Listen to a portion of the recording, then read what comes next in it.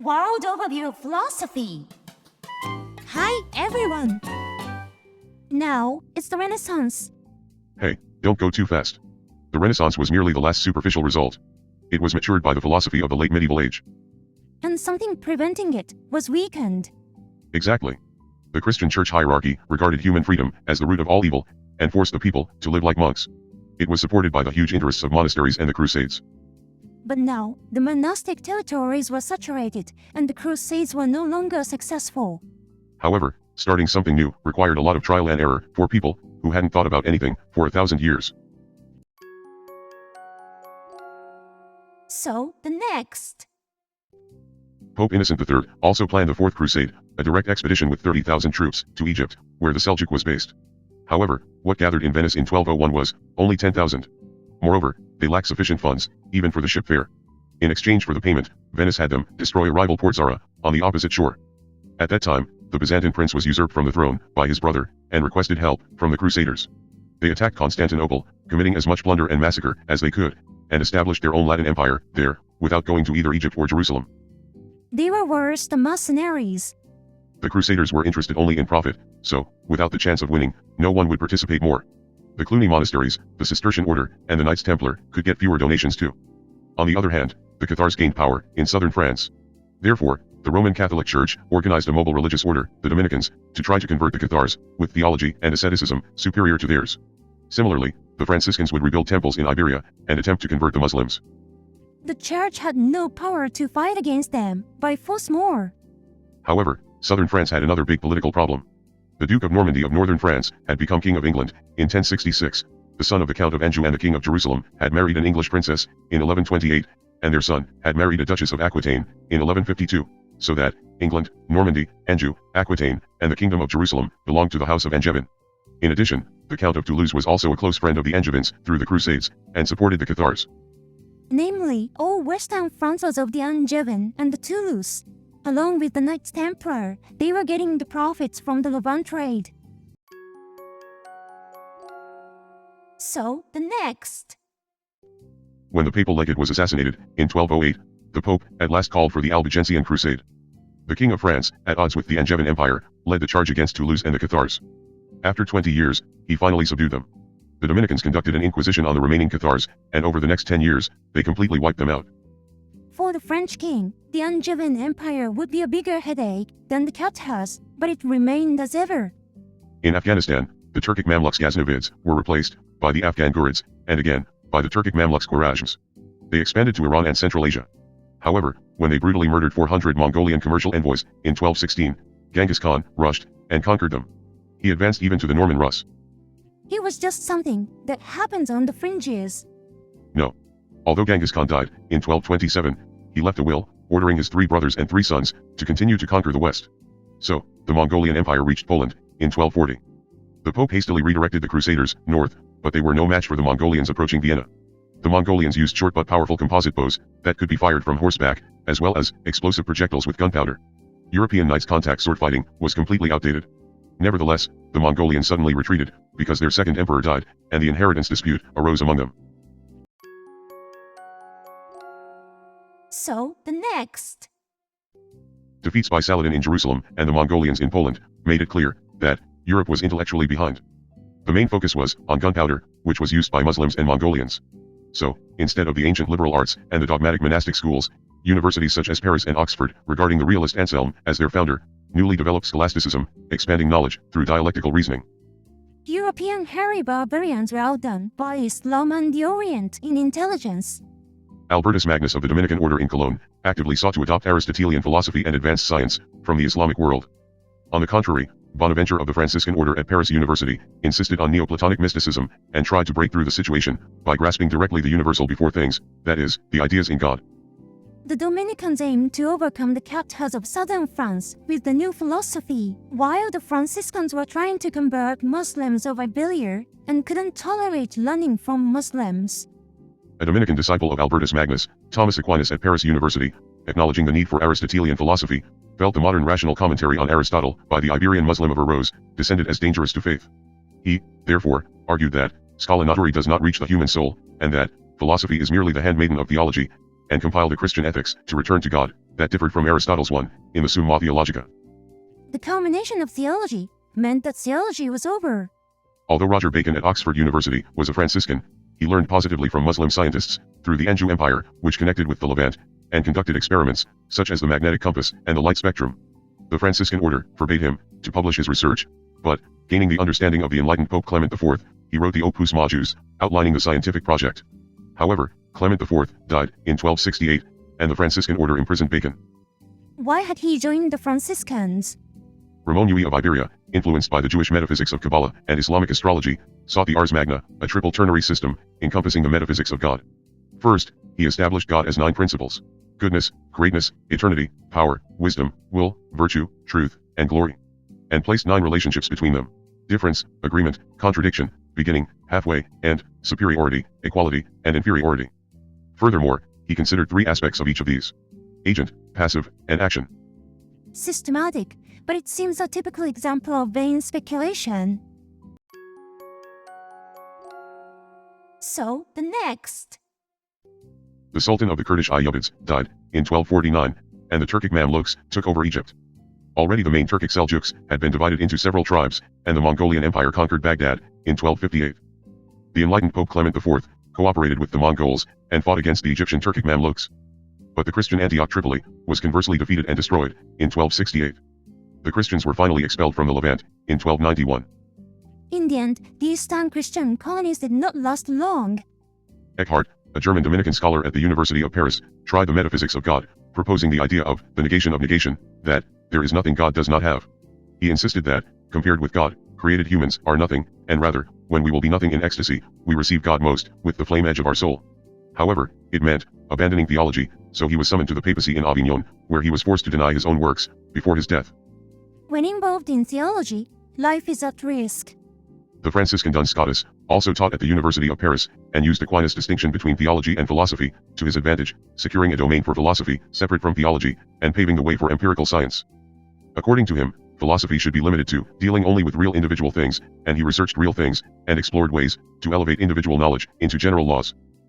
Duns Scotus, or Dull Scotsman, was the nickname that the Dominicans mocked him for not studying theology. However, he was wiser than those who indulged in empty theology. With one hypothesis after another, scholasticism expanded abnormally, through dialectical reasoning. Developing Scotus, Franciscan Occam of Oxford University, cut off hypotheses that were not self-evident, empirical, or based on authority.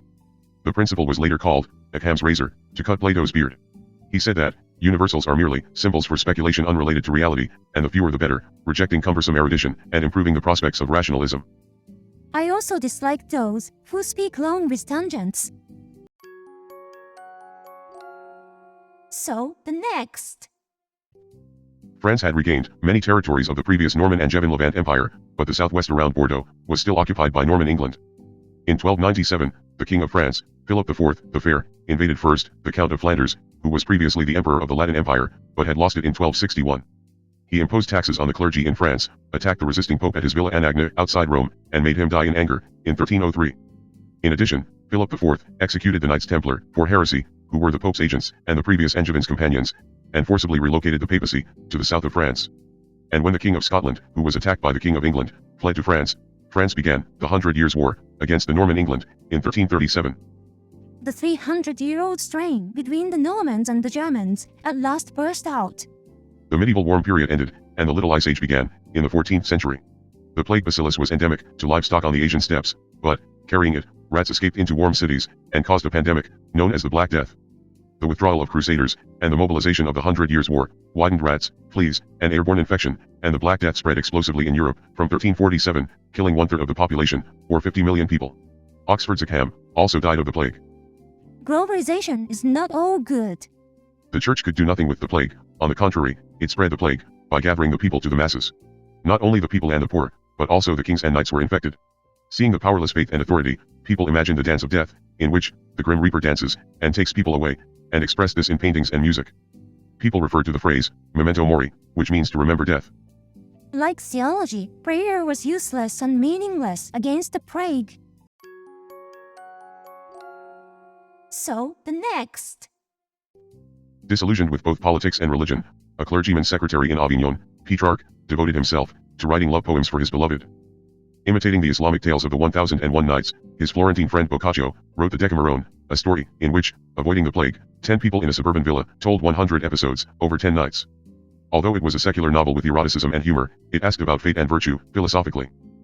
Chatting to pass the time sometimes speaks the truth.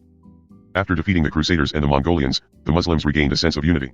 Moroccan Ibn Battuta made the pilgrimage to Mecca and traveled further to Africa, Central Asia, and as far as China. He compiled the vast knowledge he gained in his book The Rilla, namely, Travel. Ibn Khaldun of North Africa lost both his parents to the plague and served in various courts. But, to avoid political strife, he retreated to a fortified city in the interior of Algeria in 1374 and organized sociological history, the Kitab al-Ibar, namely, a book of lessons. Here, he showed the process where economics divides labor and classes, destroying social cohesion and ultimately leading to conquest by barbarians. After that, he served as a professor at Cairo University. These were whole summaries of Islamic geography and history. Their appearance might signal the end of the Islamic Golden Age. Thanks to Duns Scotus and Occam, the Franciscans were able to study science without being bound by theology. At last, a Franciscan monk in Freiburg, Berthold Swartz, invented gunpowder in 1359. However, it was used, not for external defense, but within Europe, immediately, for the 100 Years' War. In 1376, while the French king was busy with the 100 Years' War, the Pope returned to Rome from Avignon, without leave. Thus, two popes stood in Rome and Avignon, marking the Western Schism, and dividing Europe into two camps. In addition, the next French king, Charles VI, was mentally ill. As a result, conflict arose between the king's uncle, the Duke of Burgundy, and the king's brother, the Duke of Orleans. The Duke of Burgundy allied with England, so sparked civil war. The cold makes people irritable and quarrelsome. Taking advantage of this opportunity, England launched an offensive and conquered the northern half of France with the Duke of Burgundy.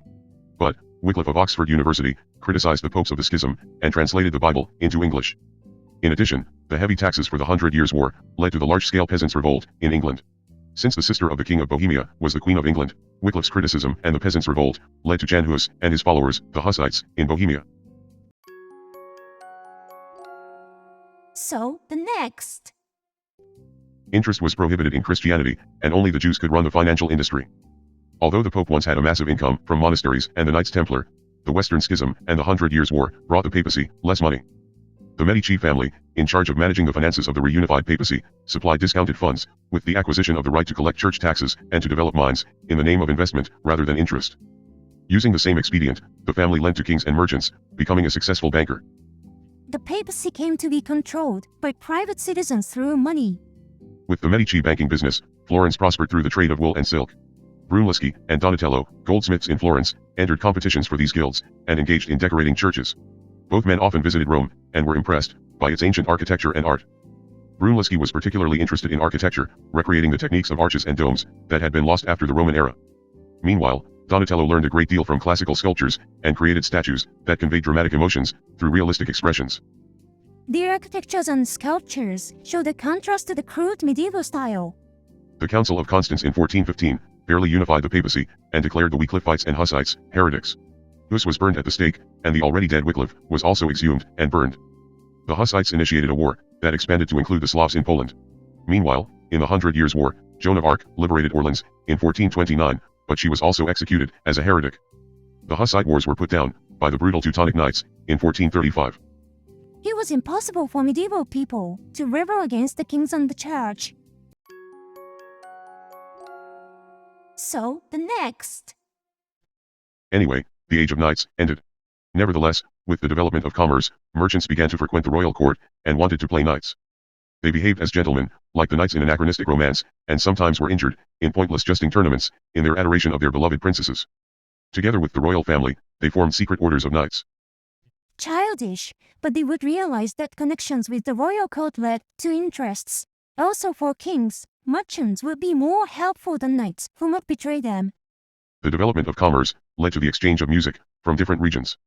Although hymns were generally sung in unison, the Burgundian church musician, Du Fay, introduced complex four-part polyphony and harmony to them, thereby unifying the entire mass with a single motif. He also gained popularity for his secular songs about love and wine. The time had come when common people got drunk, sang, and danced. The German Cardinal Nicholas of Cusa was a critical mediator in reconciling various factions within the Roman Catholic Church, making peace with the Ottomans and the Hussites, and reunifying the Eastern and Western churches. According to him, God is infinite, and coincidentia oppositorum, So, it is crucial for humans to recognize the limitations of knowing God and to accept conflicts in a polyphonic way. Perhaps society changed from a unified hierarchy to harmony in diversity. So, the next. The issue of disinheriting a violent prince plunged the Byzantine Empire into civil war. The Ottoman Empire captured Constantinople in 1453, and the Byzantine Empire subsequently collapsed. The exiles brought Greek and Roman culture to Western Europe. The Medici family of Florence had already trained Ficino in classical languages, and had him translate the complete works of Plato and others. Influenced by Neoplatonism, the Ficino circle adopted the Aristotelian concept of earthly material and the Christian concept of God as their two principles, considering humans as being precarious between both. It was not the Ottomans that destroyed the Byzantine Empire, but itself. Milan prospered under the Visconti family, through the manufacture of wool and weapons, and with marriage to the Visconti's daughter, the mercenary captain Sforza inherited Milan in 1450. The Sforza family promoted culture, inviting the painter Bramante, and entrusting him with even the architecture. Meanwhile, in Florence under the Medici, Botticelli was influenced by the Ficino circle, and developed allegorical paintings. To depict the ambiguity between the idea of virtue and the earthly body, he preferred to paint Greek and Roman gods, rather than Christian saints. Da Vinci, also of Florence, was a versatile genius, who excelled, not only in painting, but also in music, natural science, and engineering.